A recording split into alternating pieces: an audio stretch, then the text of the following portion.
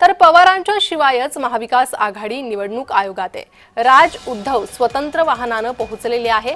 आयोगाच्या कार्यालयात महाविकास आघाडीचे गाडे आले। पुन्हा आयोगाच्या उंबरठ्यावर महाविकास आघाडीचे हे गाडे आलेले आहे। मंगळवारची चर्चा समाधानकारक नव्हती असं महाविकास आघाडीने म्हटलंय।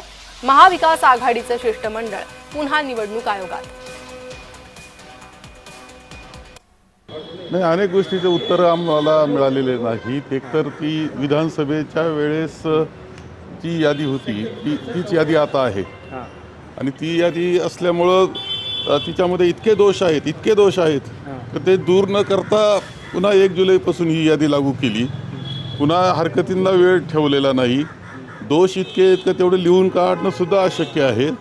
अशा वेळेस त्याच्यावर निवडणूक घेण्यामध्ये काही अर्थ नाही। दुरुस्त झालं पाहिजे ते सर्व।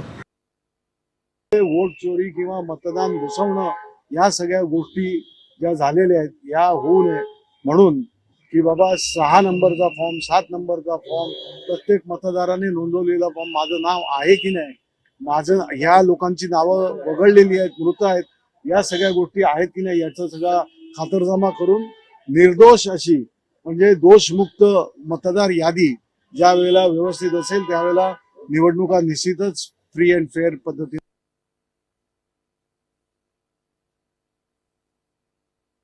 निवडणूक याद्या पूर्णतः जो राज्य सरकारने दिलेला केंद्र सरकारने दिलेला प्रोग्राम असेल तरी त्यामध्ये असलेले घोळ काढायचा, काय त्रुट्या असतील दूर करायच्या, त्या याद्या एकदम पूर्णपणे पारदर्शी असाव्यात अशा भूमिका अशा निर्णय घेण्याचा अधिकार त्यांना आहे। आता त्यावरच खरी चर्चा आहे आता बैठकीमध्ये येणार आहे। सत्ताधारी पक्ष किंवा विरोधी पक्ष या दोघांनाही या निवडणुका पारदर्शीपणे होण्याची आवश्यकता वाटते, निष्पक्षपणे होण्याची आवश्यकता वाटते आणि म्हणून जे काही प्रश्न आहेत ते प्रश्न अनुत्तरित काल राहिले होते आणि ते अनुत्तरित प्रश्नांची उत्तर आणि त्याची उकल आज होईल आणि महाराष्ट्राच्या जनतेच्या मनातला संभ्रम दूर होईल आणि विरोधी पक्षाच्या मनातला संभ्रम दूर होईल अशा प्रकारच्या आमच्या भावना आहेत आणि त्यासाठी आज शिष्टमंडळ जाऊन भेटतात। कालची जी बैठक झाली आमची त्या बैठकीमध्ये प्रामुख्यानं निवडणूक निर्णय अधिकारी त्यांनी आहेत त्यांनी या आमच्या काही मुद्द्यांना संमती दर्शवली की या संमतीमध्ये डबल मतदान आहे, काही ठिकाणी 4 वेळा एकाच माणसाचं नाव आहे। सांप्रतच्या आज पनवेलमध्ये 23,000 मतं वाढलीत, त्यातली जवळजवळ 4,000 मतं परत डबल आहेत। म्हणजे हे अनेक मुद्दे सर्वांनी दिली। मी या ठिकाणी सांगतो ही माहिती आम्ही तिथे मांडली आणि त्यामुळे ते म्हणाले की आपण उद्या बसूया। म्हणजे आज आम्ही 50% लढाई जिंकलेली असं मला वाटतं। तर शरद पवार पूर्वनियोजित वेळापत्रकानुसार पुण्यात आहे। महाविकास आघाडीच्या आंदोलनाची हवाच त्यामुळे गेली आहे। शरद पवार महाविकास आघाडीच्या शिष्टमंडळात जाणार नाहीत। पूर्वनियोजित कार्यक्रमामुळे पवारांनी नकार दिलाय। तर शरद पवार हे आज या शिष्टमंडळात नसतील।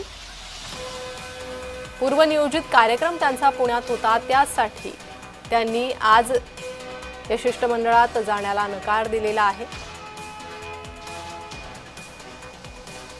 तर त्यामुळे महाविकास आघाडीच्या या आंदोलनाची आवाज गेलेली आहे। काल शरद पवार या भेटीसाठी उपस्थित होते। त्यांच्या उपस्थितीत आधी शिवालयात बैठक झाली आणि त्यानंतर हे सर्व विरोधी पक्ष निवडणूक आयोगाच्या भेटीसाठी गेले होते। त्या ठिकाणी चर्चा झाली।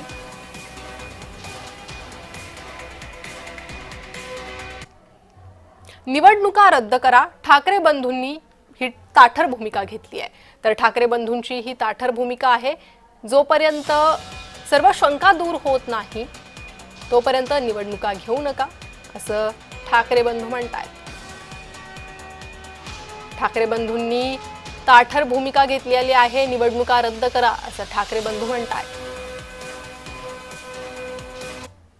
दरम्यान आयोगासमोर कोण काय म्हणालं पाहूयात। राज ठाकरे म्हणाले, मतदार नोंदणी बंद का केली? विजय वडेट्टीवारांनी विचारलं, या याद्यांमध्ये घोळ असेल तर आयोग पारदर्शक कसा? उद्धव ठाकरेंनी म्हटलंय निवडणूक रद्द करा.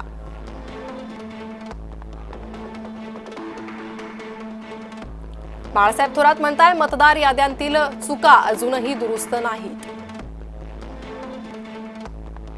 निवडणूक आयोगासमोर या नेत्यांनी त्यांचं म्हणणं मांडलेलं आहे.